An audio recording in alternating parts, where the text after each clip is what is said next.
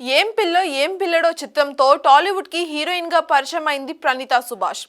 ఇక ఆ తరువాత బావ, అత్తారింటికి దారేది, పాండవులు పాండవులు 9, రభస, బ్రహ్మోత్సవం వంటి చిత్రాలతో ఆడియన్స్ ను పలకరించింది.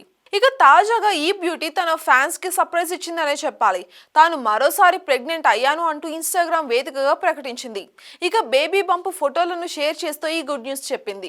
బేబీ బంప్ ఫోటోలను షేర్ చేస్తూ రౌండ్ 2, ఇక ఈ ఫ్యాట్లు నాకు ఫిట్ అవ్వవు అంటూ క్యాప్షన్ కూడా ఇచ్చింది ప్రణీత. ఇక ఈ పోస్ట్ చూసిన ఫ్యాన్స్ అందరు కూడా ప్రణీతకి కంగ్రాట్స్ చెప్తూ కామెంట్లు అయితే పెడుతున్నారు. మరికొంతమంది ఏమో ఇంత త్వరగా ఎందుకు అంటూ ప్రశ్నలు కూడా వేస్తున్నారు తనని.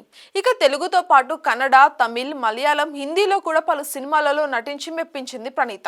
అయితే కెరియర్ పీక్స్ లో ఉన్న టైంలోనే బిజినెస్ మ్యాన్ అయిన నితిన్ రాజును వివాహం చేసుకుంది. ఇక 2021లో వీరికి పెళ్లి కాగా 2022 జూన్ లో ఒక పాపకి ప్రణీత జన్మనిచ్చింది. దీంతో కెరియర్ కి బ్రేక్ పడిపోయింది. అయితే ఇటీవల కమ్బ్యాక్ ఇచ్చిన ప్రణీత మలయాళం, కన్నడలో 2 సినిమాలు కూడా చేసింది.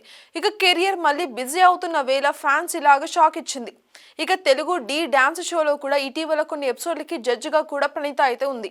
కానీ సడన్ గా ప్రణీత ప్లేస్ లో హన్సిక వచ్చింది. దీనికి కారణం ఏంటో ఆడియన్స్ కి ఇప్పుడే అర్థమైంది.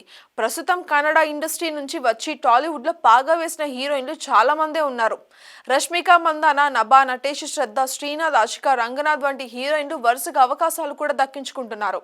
ప్రణీతా సుభాష్ కూడా ఖచ్చితంగా ఇక్కడ స్టార్ హీరోయిన్ అయ్యి ఉండేది. కానీ పెళ్లి, పిల్లలు అంటూ కెరియర్ కి గుడ్ బై చెప్పేసినట్టుంది. ఆమె ఫ్యాన్స్ కాస్త హట్ అవుతున్నారు ఇప్పుడు.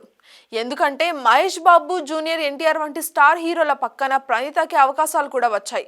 కానీ కెరియర్ సరిగ్గా ప్లాన్ చేసుకోకపోవడంతో ప్రణీత ఆ స్థాయికి వెళ్ళలేకపోయింది. ఇక ఆమె చేసిన తెలుగు సినిమాలలో అత్తారింటికి దారేది చిత్రంలోని అమ్మో బాబు గారి బొమ్మో సాంగ్ ఇప్పటికీ ఆల్ టైమ్ హిట్ గానే ఉంది.